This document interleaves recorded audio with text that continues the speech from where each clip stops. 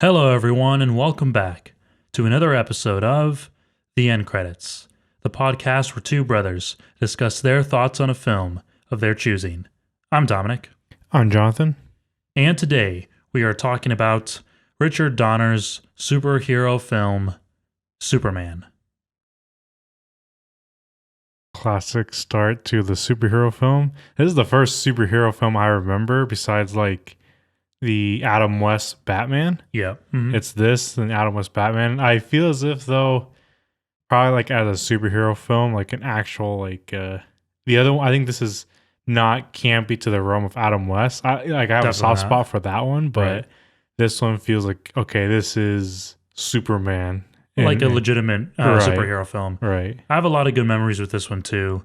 Yeah, I don't know. Overall, it's a movie that I think we have, or at least I have a lot of memories with, and just definitely like a feel good superhero movie. And I'm probably going to be repeating this a lot within this episode, but this is how a superhero film should be done, in my opinion. Oh, okay. Superman was directed by Richard Donner with a release date of December 15th, 1978.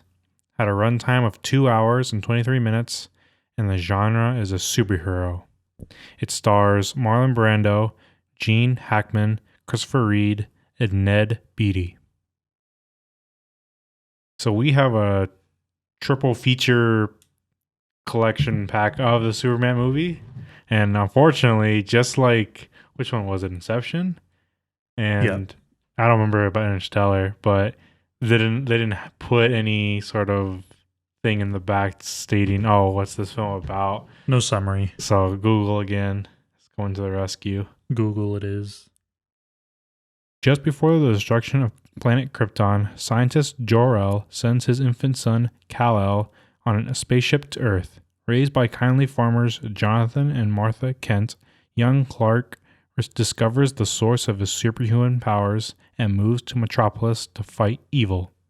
As Superman, he battles the villainous Lex Luthor, while as novice reporter Clark Kent, he attempts to woo co-worker Lois Lane. Classic Superman story right there. And I honestly I feel like this kind of any kind of superhero film, it really just needs the I think the best part about it is probably like the origin story, you know?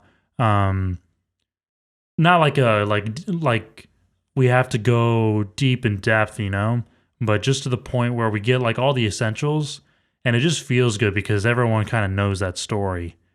And as long as you execute it correctly, I think that it's enough. I think it's enough for people who know the story. If you're just coming into it, it's light enough, so you're like, okay, it's Superman, he does whatever.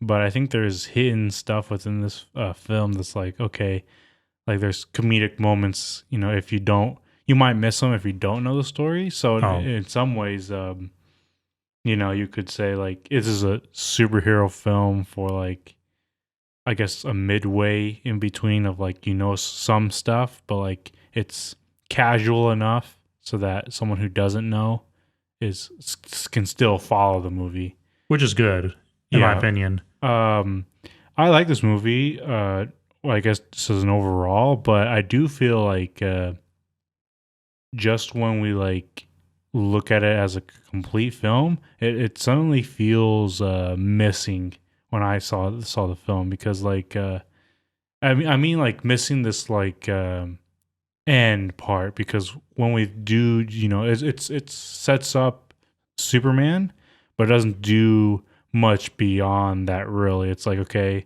we're get a glimpse into his world and what he's doing, but sure we have like a small taste of like, okay, superhero, you know, do his thing, fight villains or whatnot, right?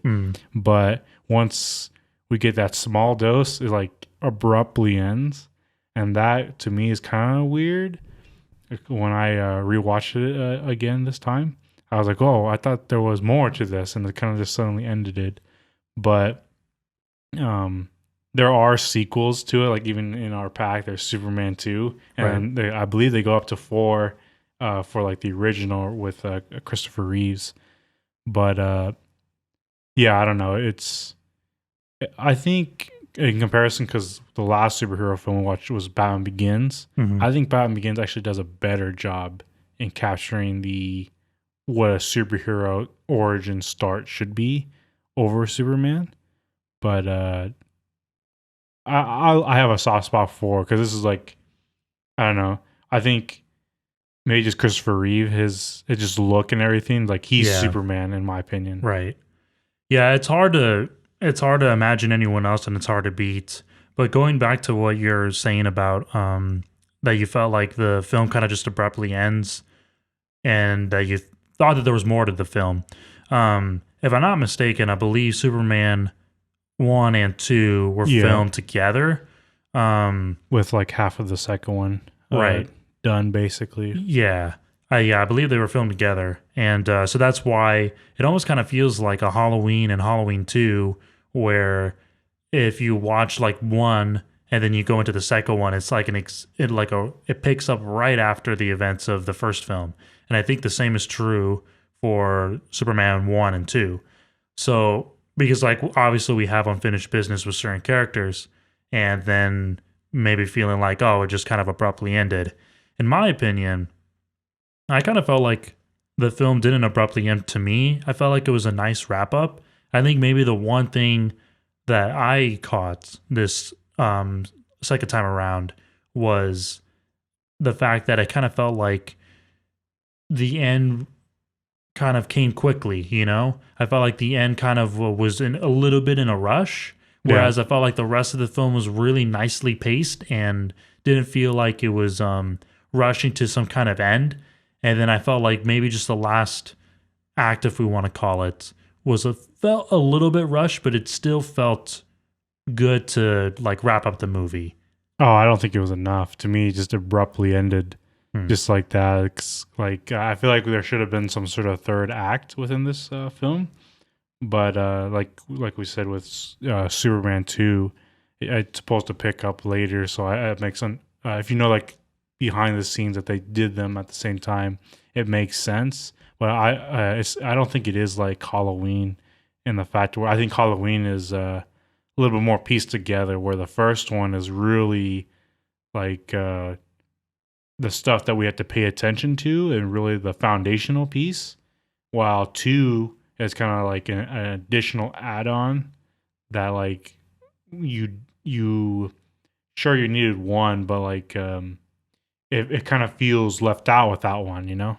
Right. Whereas this one, it had it kind of like it started, but I don't think it ever really finished, quote unquote. It's Hmm. like basically, if we go with the Halloween analysis, it's like we finish the film before the night scenes, basically, or before he actually goes on the walk to get Laurie Strode. You know, like she just runs from the house, and Michael doesn't actually catch up to her. You know, it just ends right there for some reason. That's what I feel Oh, as if Superman to me is. Again, I liked what we were given.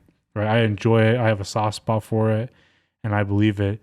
It does an excellent job setting up Superman, yeah. but I don't think it actually ended. I like we could have went another hour personally, or Hmm. like at least 50 to 30 minutes, in my opinion.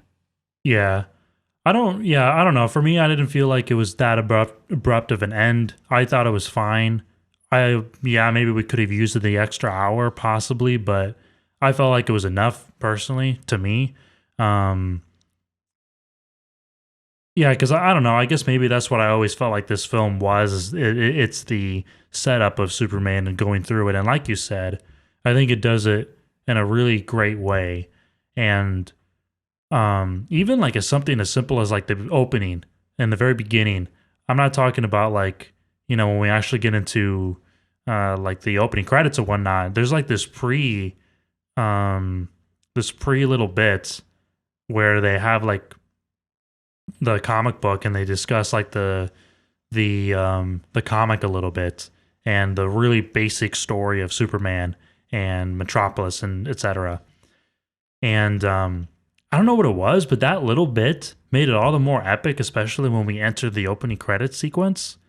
And I was like, I don't know. Like, not a lot of films do that nowadays. I feel like where we revisit the real, stripped down bits, like origins of the character. Like we go back to like the roots, and I really enjoyed how we had that little bit from the comic book, and it was like in black and white, and then we went into this almost larger than life opening sequence for the opening credits, and with an epic theme, and it really set the tone for, all right, this is Superman, and it feels like a superhero movie because we just had those two things combined together, and it really worked in my opinion to really set the tone for the rest of the movie.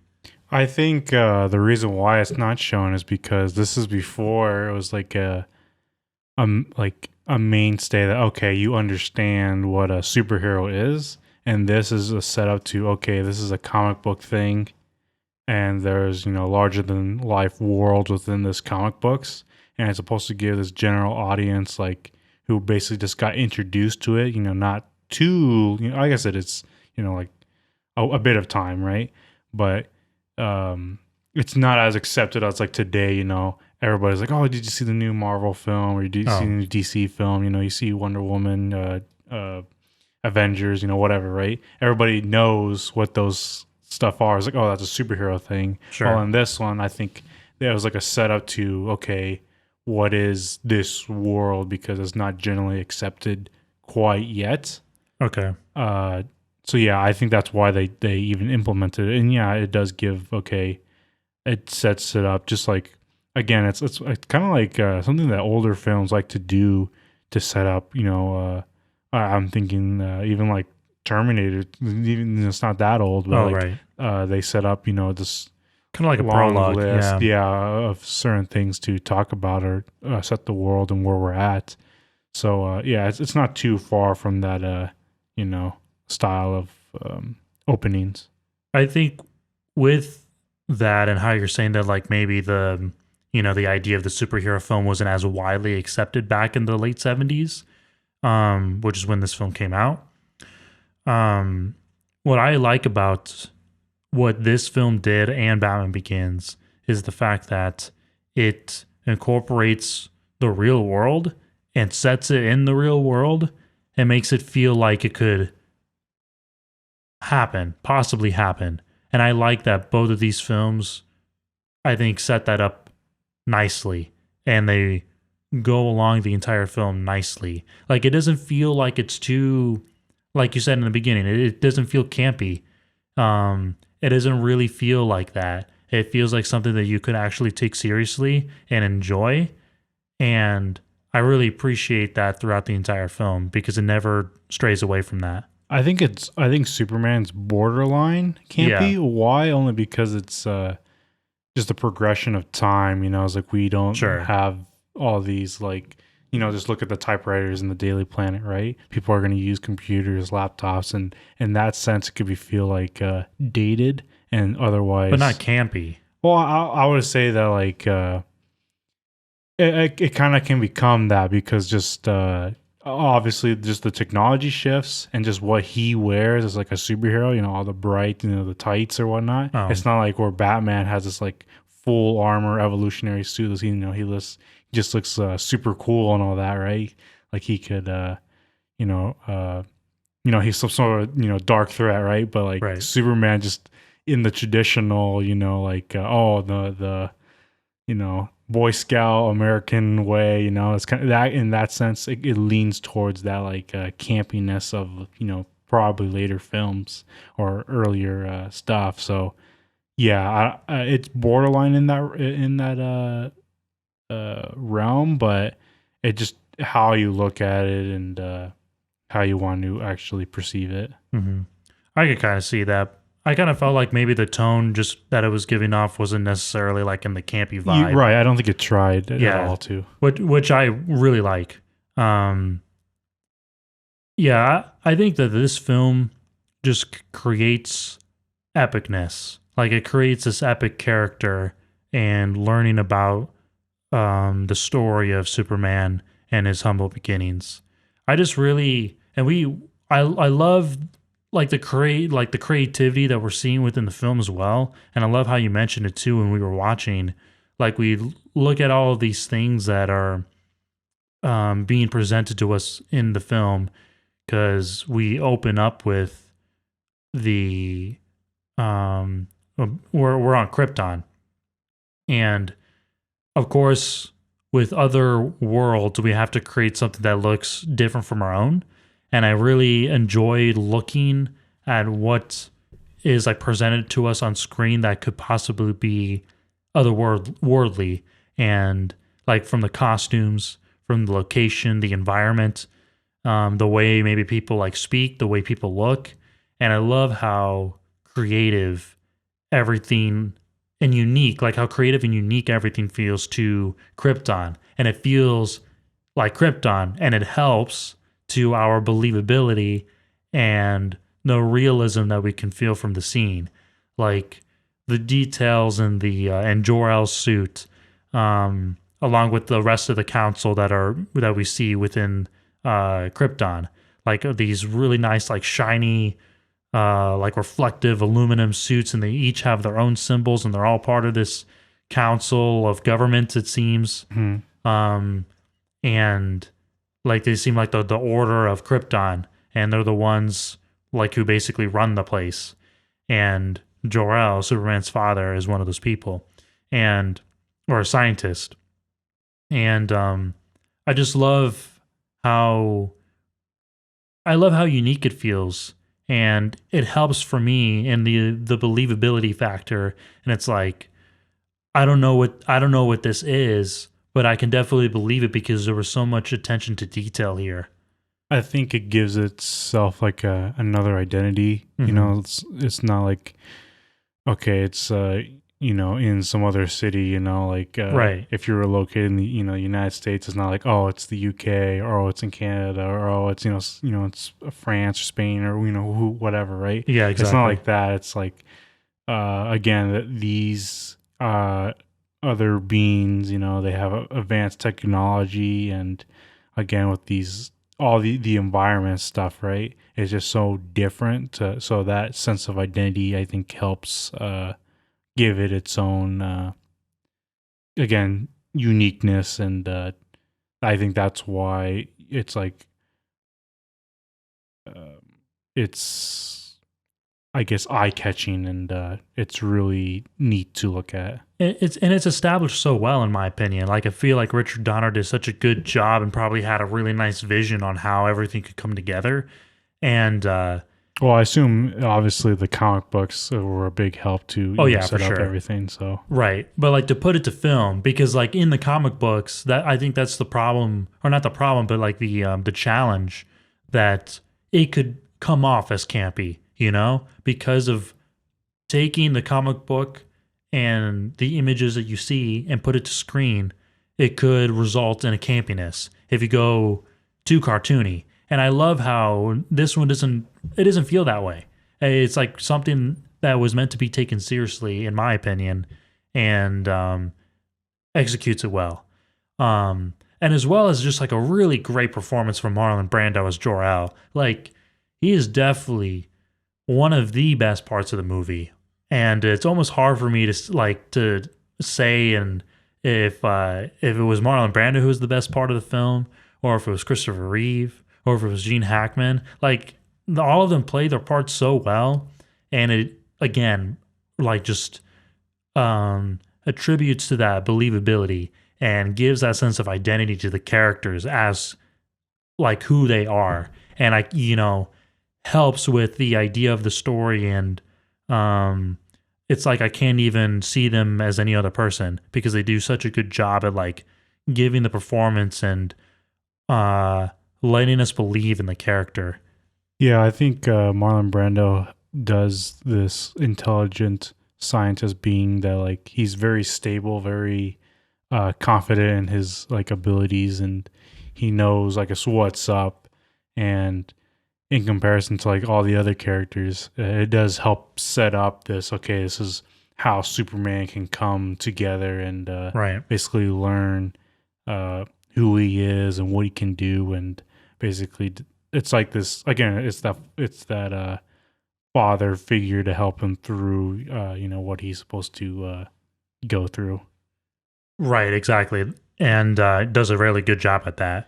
I do have a question though. With like in the early stages of the film, I was wondering if you had almost like a feeling while you were watching like like the opening sequence anyway for when we're on Krypton. It almost felt like borderline like sci-fi and slash 2001: A Space Odyssey. And I think a lot had to do with obviously the scenes that we were seeing, but the music accompanying the scenes really helped to create this otherworldly atmosphere and like weight to it that we just didn't have all the knowledge about. And that's what I felt like Krypton felt like. And I was curious if you felt that same way. No, like yes and no. It's hard because like every sci-fi you're gonna now compare it to 2001: Space Odyssey. Yeah, for sure. But no, I don't think so. Only because like Superman's from this like comic book series that I always attribute to. Okay, that's how they created it. It's not this other sci-fi. It's just that's how his origin story is, and it has those elements to it.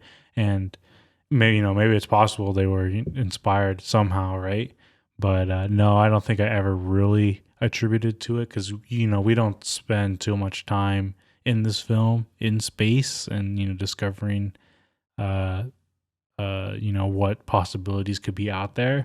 But I guess if you wanted to say that with the music and how these other beings are like different from us, like could this be those like aliens or other forces from us? Then probably I could see like that sort of connection to it. And I want to say that actually what I was always thinking at this beginning was how they showed Zod and like he has no actual thing to do with this movie, even though I believe he comes up later in the sequels. It's just like, well, that's not quite true because in the opening they explained that it was him, it was General Zod who led basically to the destruction of Krypton, because that was his whole plot. well, yeah, but like I'm saying that they show him, but like why did they? I think people would have understood why Krypton, met its fate to this other sun or whatnot, right? But I don't think it was weird to even show that previous beginning anyway. Like, why not just start with argument with a council with Marlon Brando and stuff like that? Like, why not just skip to them sending Superman off to Earth? Why show that? And I obviously think it's just because he's relevant to some of the other stuff, right? Later, Like the second film. right? And I just again, if you're watching the first film and see that, you think maybe it'll come back up, but it doesn't really, once you finish. Yeah. So it's kind of like, okay, why we see that? But it could also add. I was going to say, could also add to just how Jor-El thinks, and just how his judgment is, and he's going to stand with the council, even though. It's just to basically denote that he stands with the council on most things, Right. besides obviously leaving the planet. Yeah, because he already knows that Krypton's gonna be destroyed here soon. Right. But I do want to go back with like the Superman 1 and Superman 2 stuff. When they were filmed simultaneously, I believe it was supposed to be a whole movie. I don't know if I exactly said that, but Superman 1 and 2 were always intended to be one movie, one film. It was broken up into two. So that's why I think that like how you're saying, yes, the fact that Zod never comes back feels a little strange. And that was because 1 and 2 were supposed to be one film. That's why. And because if I'm not mistaken, he comes back in the second film. Right. And that's the reason why we see him in the first one, because it was always meant to be one movie. And that's why maybe like how you were saying, the film just abruptly ends in the first one. Right, because you feel like there's more to be had, but right. Whatever. Yeah. Yeah, it's really sad when Jor-El tries to explain to the council that, Krypton is going to be destroyed in a month, I believe he said, in 30 days.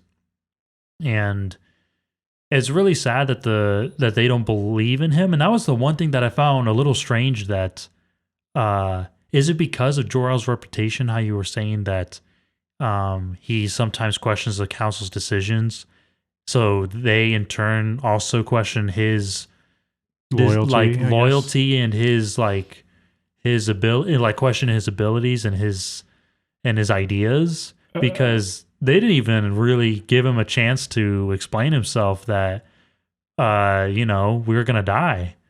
Well, it's I don't know again the actual origins on I don't know too much like comic book accuracy, but I would say just by seeing the film that it's more that imagine just one scientist saying that something's gonna happen, while a bunch of others were like no, that's not true. So it was kind of like disproven, You ever hear this is completely off topic, but 4 out of 5 dentists, recommend this toothpaste or whatnot, right? Oh, So Jarrell was the 5th one, that didn't like recommend saying this no, toothpaste. don't take it. In that sense, that's what I was thinking Oh, when I okay. saw it. I was always curious about that because it almost felt like they just wanted to die in some weird way. I don't think that's the case because Okay.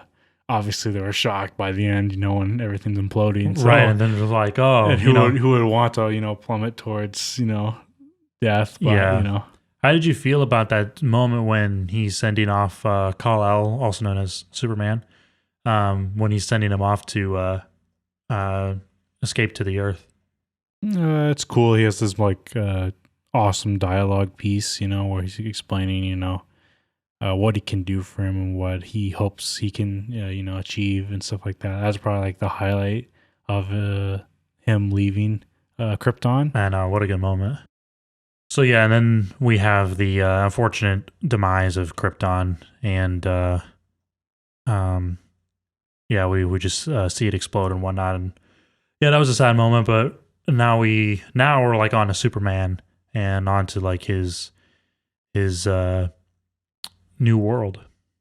Yeah, on Earth, and basically we see the beginning of him landing onto Earth and how shocked his new parents are, Right. with everything, With his newfound strength. Yeah, that was always funny. I just think they're comedic timing, I guess, with everything. It was oh, that's hilarious. Mm. But it's kind of short bit. So as we move on, we start to see an older Superman, Clark Kent, whichever, and we come to recognize that just throughout his whole living, he's had to hide his powers because obviously people would just be coming for him and how can you do that, or what are you, and maybe a scientist might dissect them or something like that. Right. Yeah. I don't know, but it almost felt like one of those moments where you could almost relate to, in this feeling of maybe you're good at something and sometimes you can't always show it to people and everything. And or maybe the opportunity to just shine isn't there, but that you have that ability or that talent. And obviously in this case, Superman is just powers and yeah, anything that you could actually that a human couldn't do. And I felt again, this is another thing that really just was set in well, and just the fact that Superman's not even of this world, but yet he's going through the feelings and I guess the time of adolescence and going through it just like any other human would. And again, just puts him in this realistic world that everyone else feels at some point in their lives. Yeah, it's kind of like the Batman, where he basically were trying to connect with him throughout this whole time, and in this point, that's how you connect to Superman, because again, I think everybody's had this sort of moments of when they're growing up or whatnot. So it was an easy connection to connect to your character and having to go through that, especially with his new dad Jonathan dying right there, shortly after. Right, It's yeah. like, oh man, that's just another sad moment that he has to, you know, come across as like some other, what does he want to do with his life, and how should he respond to the things around him, and who should he be as a person? Yeah, and it's all like a hard battle that he's fighting like within his own mind. And it sucks because it's kind of like one that he can only, face alone. Yeah. Just due to like, he can't just tell people he has this problem, or like not problem, but has these abilities. And I see like with all of this, it feels like this is the one thing that not only are other Superman films and superhero films lack, is this ability to actually understand the superhero and relate to that character, because we obviously can't relate to them in their physical abilities, but in terms of like the mental and seeing that and feeling it with him, like that's the one thing that's missing from those kinds of movies and even newer Superman films. They just miss the human side Yeah. of Superman, Clark Kent. Like we miss that human side, and yeah, severely lacking. And this film does a really great job with showing that. Yeah, I'm gonna mention later on when we actually get into like the classic Clark Kent, reporter side. Mhm. I'll mention something else later on when we get to that, but it has to do, with this conversation of showing the human side of Superman, and how we can relate. But before we go into that, I do want to like talk about, when he basically finds like the Fortress of Solitude just out there, Yeah, this whole scene is like, I was even talking about it to you when we were watching. I was like, why did he throw this the crystal. this crystal just out there? He could have just dropped it by his feet so that it'd be right there for him, or just a little bit, but further away. But he threw it like it looked like miles. Yeah, miles away. I was like, well, why do I do that? Well, But he could just run there. He'll be there in like a few oh, seconds. I guess that's true. It doesn't He's matter. Superman. But I don't know. It was always weird to me because I don't know. You think logically, it's like I don't want to go that distance. I already traveled again the Antarcticas or wherever to get Superman there. can just run there. He's fine. He'll be Yeah. there in a few seconds. The Forge of Solitude, definitely a great scene. Oh man, this is probably my favorite part of the entire movie. Probably, it's hard. There's a lot of good moments in this film, but I just love how we get the reconnection with Jor-El and Kal-El, Superman, Clark Kent. We get that moment where I love seeing the bond between the two of them, because they get to have a bond, even though it's not physical, but at least Clark is getting his answers, like his questions answered, Mhm. because he wants to know like where he goes from here, who is he, like what can he do. And I love that it's this moment of like, it's this moment of like learning and the knowledge and the truth, really. Yeah, I really like how he Marlon or Brando or Jor-El shows up through this like holograms side of him, and yeah, it's kind of like this awesome, nice moment where he is, again getting all these answers, and we basically get to see is like, oh yeah, finally he gets to reconnect with his family or his old family, and actually know the extent of what he can do, and basically how he's going to use his power and become, Superman Right. and stuff like that. And And what a clever way to do it too. yeah, I think we get a lot of we get a lot of the answers like all throughout this like montage with him and his father, and basically the father teaching him all of these things. And with that, we are able to like skip through time, which is really nice, because now like we can go to, because I think at this point maybe he's like, oh, I think he says that he's about like 18 at this point. yeah, So now like we can skip ahead like a good 12 years, I think it was. So then he's more like of an adult at this point and more mature and understands his Right. place in society. And what a clever way of doing it. yeah, a good skip to him finally seeing the actual suit of Superman and him just flying away. It's a nice bit to end this like cool space montage and like hearing Marlon Brando and like stuff like that. It was Epic. yeah, epic. And then we are able to like cut into Metropolis and get a sense of Clark Kent now and the human side of Superman.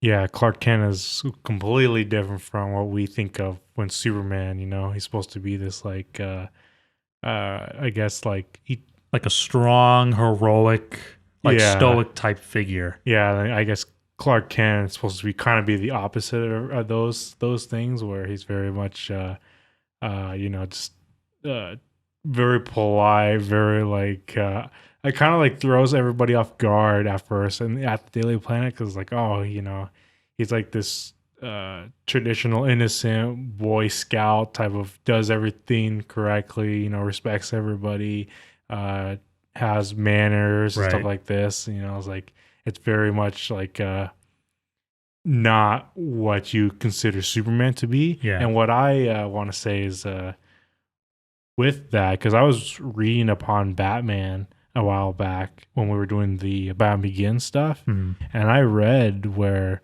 because you know how we were talking about in Batman Begins where there's really no disconnect from Batman to Bruce Wayne, Oh, where basically Bruce Wayne is Batman, Right. and this like other side of him is like not really a thing. He's just always Batman 24/7, really. You're 'Cause right. that's who he is. Exactly.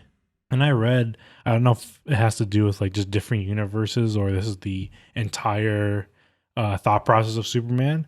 But in actual, what I read is that I guess in a universe, in a comic book universe, where they basically say that Superman is supposed to be the complete opposite of Batman, where his Bruce Wayne side is not truly him. But for Superman, it's the other way around, where his Clark Kent side is actually who he is, and the Superman side is the facade, the fake stuff, where he himself is actually this lone alien human being, I guess, whatever you want to say, that Yeah. he wants to connect with people. He wants to feel like he fits into society and, does some sort of nice things for the world because, he's been different from everybody's entire life. Right. And this overconfident Superman macho, guy is the act. Mm. And it's like, oh, that's so interesting to Superman's character because I feel as if that like adds some sort of like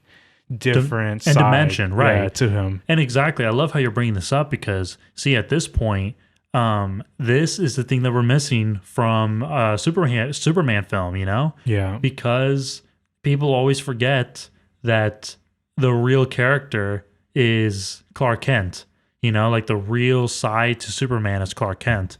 And if we forget about that, which most like newer Superman films do, Mm-hmm. it's like if we let it on the wayside and we talk all about Superman, it's like, but that's really not him and that's not who he is. Right. I love how you bring that up.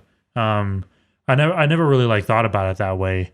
But now that you're mentioning it, it's definitely like a lot more like clear and it's it's definitely like his human side is everything. Right. I want to also say that Christopher Reeve does a really great job of playing both sides of that Superman because he's able to flip between the Clark Kent and Superman, and they actually both still feel distinct. Yeah, distinct and believable. Yeah, exactly. And I think that's why he's a fan favorite. Right. Actually, I know that's why he's a fan favorite because he was able to go between both roles and still feel like he's both people. Yeah, I want to say he's actually the best part of this film because of that, ability to, basically go into each role.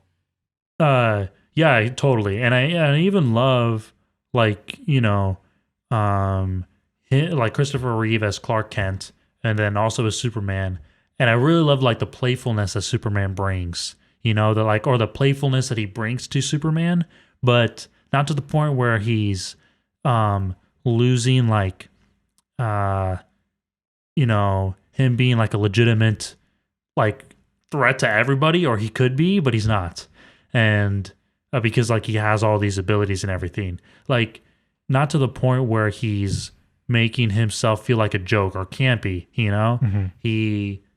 I love how Christopher Reeve brings himself as, yes, I'm Superman, and I want to help people, you know, and really like, you know, uh, like he wants to do good things and you totally believe it, you know, like Yeah. you wanna be around him and you want to help him, and I don't know, like you're just like an upstanding person and you just don't want to do him wrong. Yeah, totally. I understand. Um, yeah, when he basically does show up at the first time as Superman, basically we do meet a lot of the characters in the Daily Planet, but basically the main one we're supposed to know is Lois Lane, Right. and she goes up on like a helicopter on top of the Daily Planet, which at first seems like a bad idea. This is nighttime. I don't know, what in actuality people do, right? But it's nighttime. The weather is a little bit like, it's windy. It's not as, neat as you want it to be. Yeah. And something happens to her helicopter. It starts spinning and crashes, eventually dangles off on the roof. And everybody's looking in shock, what's happening. And, here's the first moment of Superman. And Yeah. I was actually surprised when they did the whole phone booth thing, because I didn't know they actually did it, or I must have forgot that they did that whole joke in this one where basically it's modern times. They don't have the old style, phone booths of, you open the door and, you're alone. Walk in, yeah. Yeah. And so he comes up to one and he just looks and says, oh, It's like one of those half ones. Yeah. I was like, what happened here? It's like, Yeah. this is my whole thing. Yeah. My whole getup. Yeah. This is how I change, man. Yeah. It's like, oh man, I can't change anymore. Oh well, sorry, Yeah. Lois. Yeah. Like, what do I do? But he eventually finds some other way to actually change and Yeah. become the Superman. And I love how he goes through the revolving door. Like I Yeah. love that. It's so good. I'm just like using that as a substitute. I don't know if he actually did that in the comics or anything, but if that was just something that they came up with, him going through the revolving door, what a great way to do it. a nice fix. Yeah, yeah, a nice way to do it in modern times. Yeah. So yeah, he becomes Superman and eventually helps Lois, come to safety, from this helicopter that's off the roof, and everybody's just wondering, it's like, what's happening? Who's this? It's a And bird. It's a plane. Yeah. It's kind of like that moment. Yeah. But see, it's not like that. It's not like that campy thing where they make it feel like it's like our cartoony thing where it's it's a bird or it's a plane. It's Superman. Yeah. And like essentially that's what it is in that moment. But it's more like a sense of wonder and awe from the people and the epicness, because he had just like made himself like public and made himself known, and the people are just questioning like, what is that? Yeah, they're like they're just wondering, is like what's happening, and everybody who he basically comes across is like, they're shocked, as they should be, Yeah, because they can't believe their eyes and what they're seeing. And again, like they poke in the movie, like Richard Donner like makes like this like makes it like funny and pokes fun at the fact that Superman's here and he's making these encounters, and it's a little bit lighthearted in this moment. But again, it's not to the point, in my opinion, where like it's getting campy or we don't actually like believe in the character. Or it's ruining the believability of Superman, and it just does it just enough, and it does it in such the right way. It's the same thing with like Batman Begins, where it doesn't really our superhero doesn't really go lean into that sort of style, right? Yeah. It's more the human's reaction towards this superhero, different set type of being, and they are like the comedic piece to it all. And they kind of just like stand there and basically do nothing. Yeah. Right. And these other people are like, what kind of human being does this? Exactly. It's like, if it's as if you saw some sort of superhero, out in like, LA, New York or something, and you be shocked as well. And it adds to that believability. Exactly. Like we do not ruin the integrity of the character. Yeah. Which I feel like, unfortunately, most modern superhero films just lean way too heavily into ruining the integrity of the characters.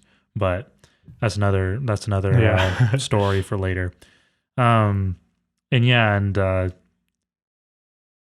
I just love what like Superman is like doing to people, you know?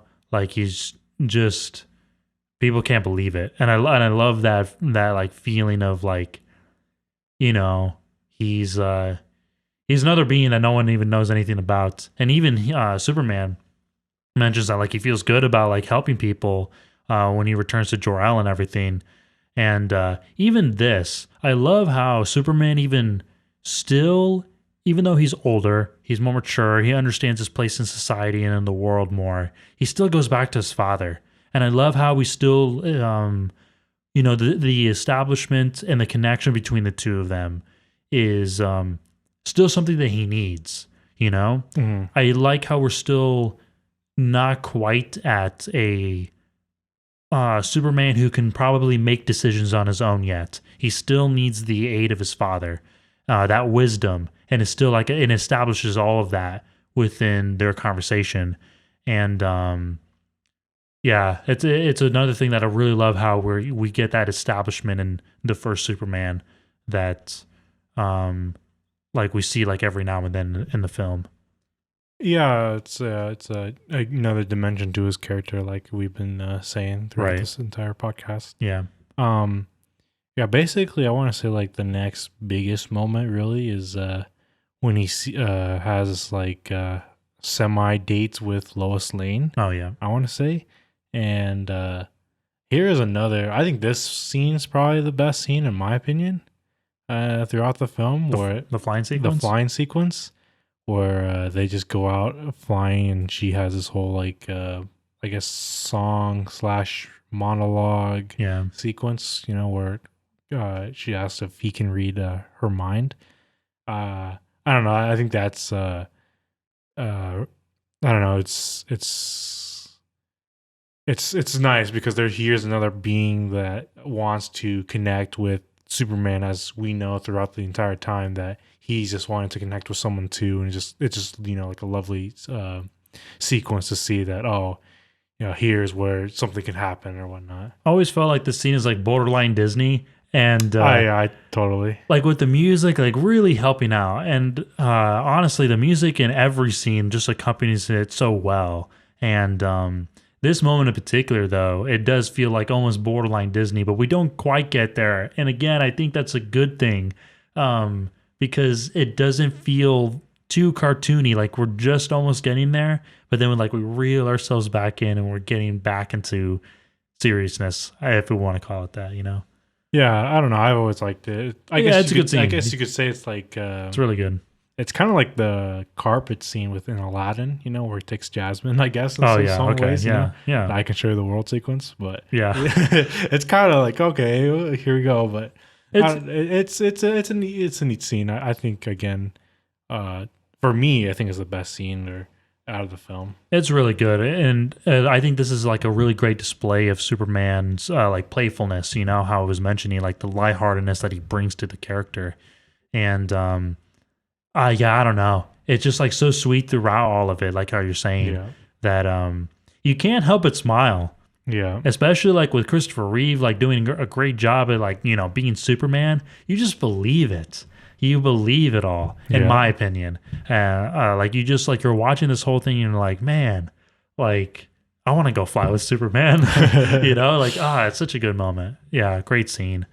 Um, yeah, we definitely need to talk about Lex Luthor. Yeah. I think at this point, like it's probably like a good like a good point to actually like talk about him. He brings another great dimension into Superman's story, and also like in the movie as well. Like just this guy who wants to be, or who thinks of himself as like the next big like villain. He thinks of himself highly. He has an ego, and he's very well educated and everything, and he makes that apparent. And man, I don't know. I love Lex Luthor in this film. It's so good. Like his whole team, him and Otis, and oh man, what's her name? I don't even know how to pronounce it. Oh man, oh my gosh. Or I have to look back or something to find out. Yeah, oh man, I forgot her name. That he like always like is screaming all the time throughout the film, and it's hilarious. Either way, like Yeah. yeah, he brings some sort of like dimension Mhm. to his character, and yeah, he's like the big part of the villain for this section of the movie where yeah, he tries to like come up with this like diabolical plan, and his henchmen basically, screw up most of the stuff for him. It's Yeah. kind of like Poor guy. they don't really do so. It's kind of like it's hilarious to the fact where he considers himself this like top level genius, Yeah. yet he associates himself with not the most intelligent beings. Yeah, It's yeah, like yeah. it's funny. It's funny that in this way he's probably the most campy out of this entire movie. Right. But I don't know. I've always had this like it's funny, I guess, to be. Yeah, but like again, yeah, he's probably the most like campy throughout the entire film. Definitely, probably like the source of the comedy relief. But he still has moments of like seriousness and like, oh, we can't mess with this guy. This guy has a plan. He knows what he's doing, and that's what I really like because he's not all comedy.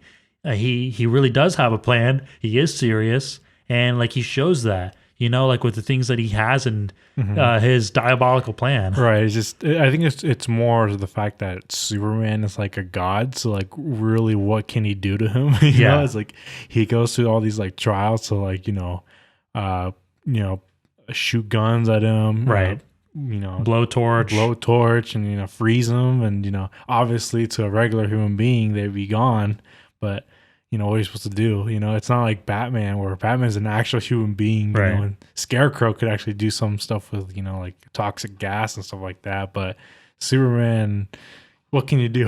Yeah, exactly. Like, what are you supposed to do to him? Yeah. He's Superman.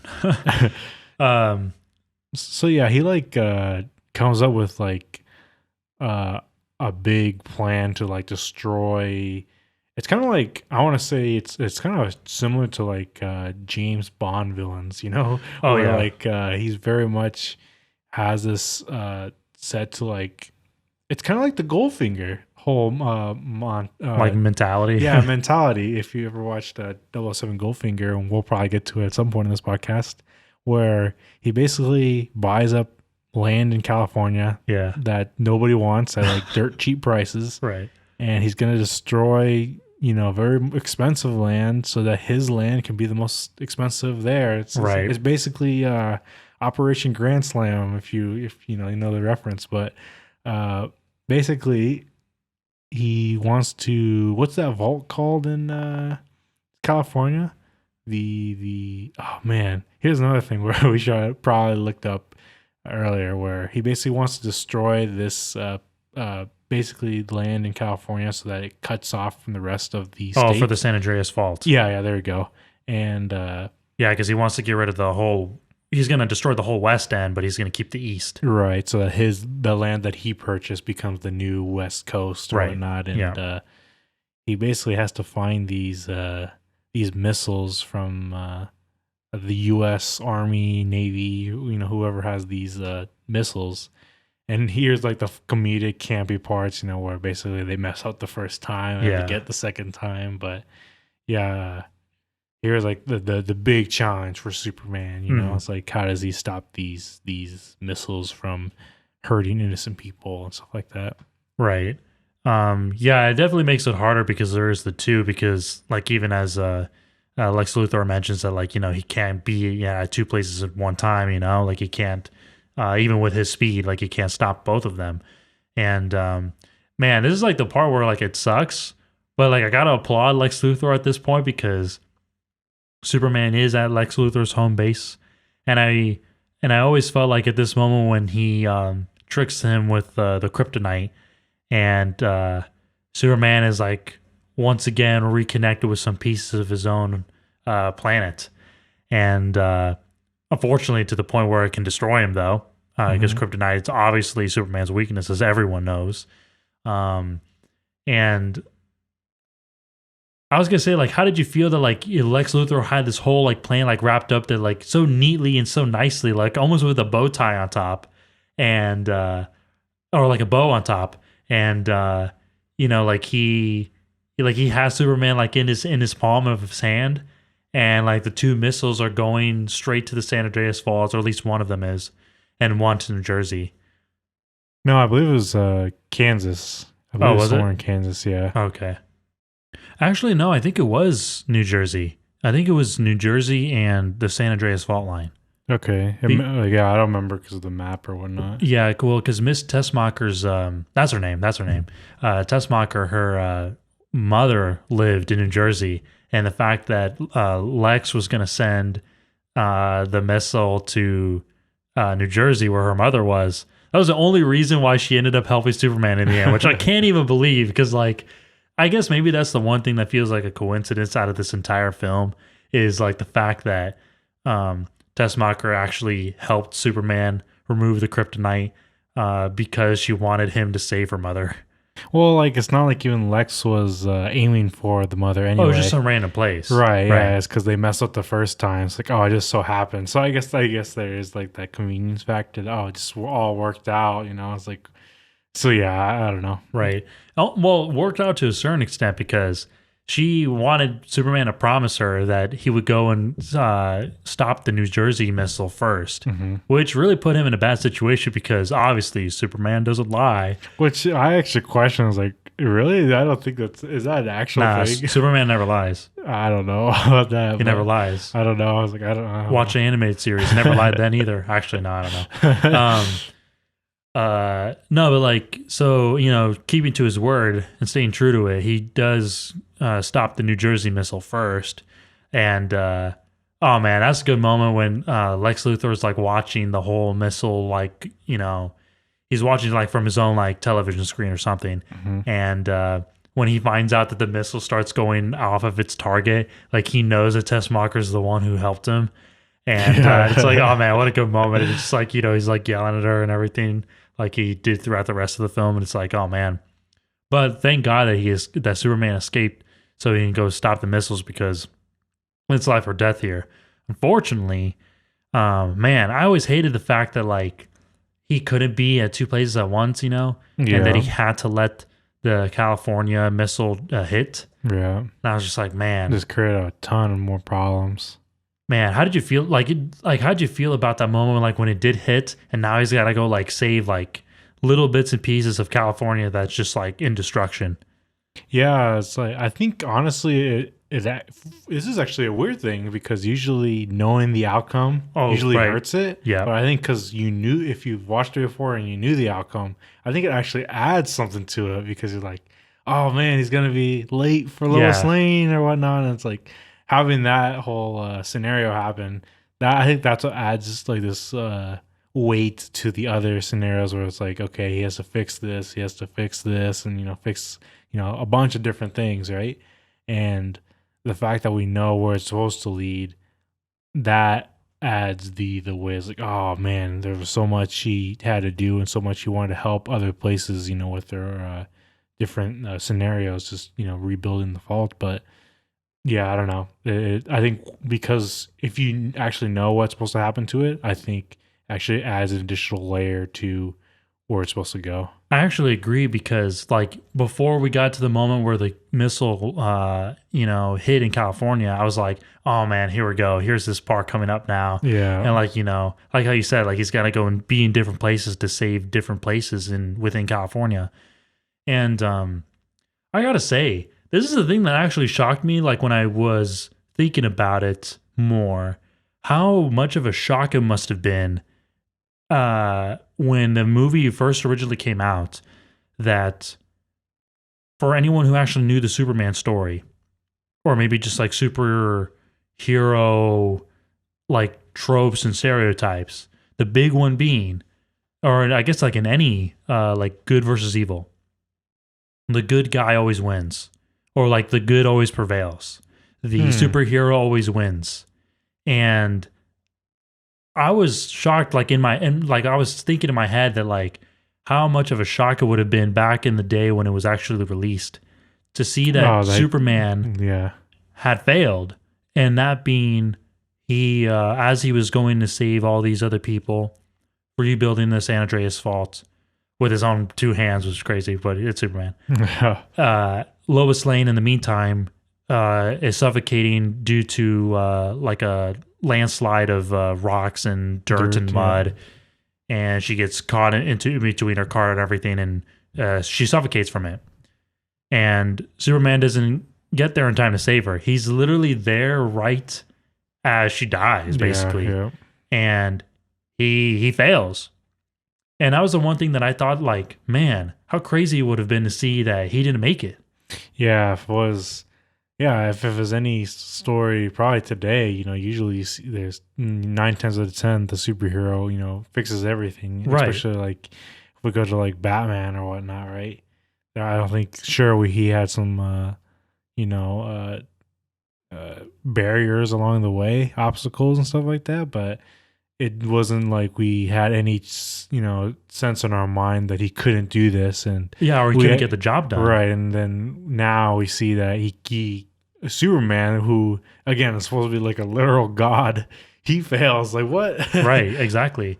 And I love it. Kind of brings back up that line comes back again in the film where when his father died, when he mentioned to his mom that, like, all those powers, and I couldn't even save him. Mm-hmm. And that line comes back in like his head, and it's a really powerful line because it's like true. It's like all that he has. There are limits to what Superman can do, and like, again, I guess it kind of reflects on that idea of the human side of Superman, that he can't do all of these things that people always seem to talk about, that like, oh, he's Superman, he could do anything, but he has his own limits as well.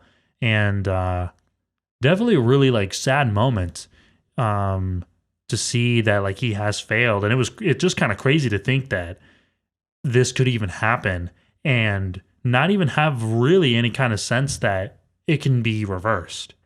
We'll see. Even that the fact that we carry on and there's an option to reverse that. Here's where I like even question, like, can he not lie or whatnot? Because like, sure, he knows throughout this whole film, we've seen that, oh, he always does the right thing, always follows the rules, and respects manners, whatever, right? Right, yeah. And in this sense, he knows he has the options that he can go back and reverse time and change history or whatnot. When he's not supposed to, yeah, it's forbidden to do so. It's forbidden, and he, in like this, I guess, sense of sorrow and rage or whatnot, he actually does that, and this is where we see like this other transformation of him where he was willing to break that rule for I guess like the love of his life, and that's where I like call into question, like, so technically he can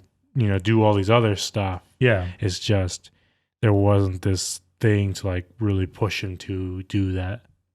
Yeah, and I almost felt like at this moment too, when we go back to the connection between him and his father, it almost felt like it's this moment where it's like it's his moment to say, I gotta take the consequences for my own decisions, Mm-hmm. because he made his own decision there, Right. like, before we saw Superman go to his father and talk with him, like over with suggestions and ideas and whatnot, but this kind of felt like the one moment where he's making his own decision, when he's set on it, like he knows he's going to do this, even though he did have a little bit of struggle, but it was kind of like that like coming of age, even though like he is older already, but Mm-hmm. in this state it's a little different, and it's like that moment where he has that transformation, and like you said, he does it for the love of his life, Lois Lane. I was also going to say that also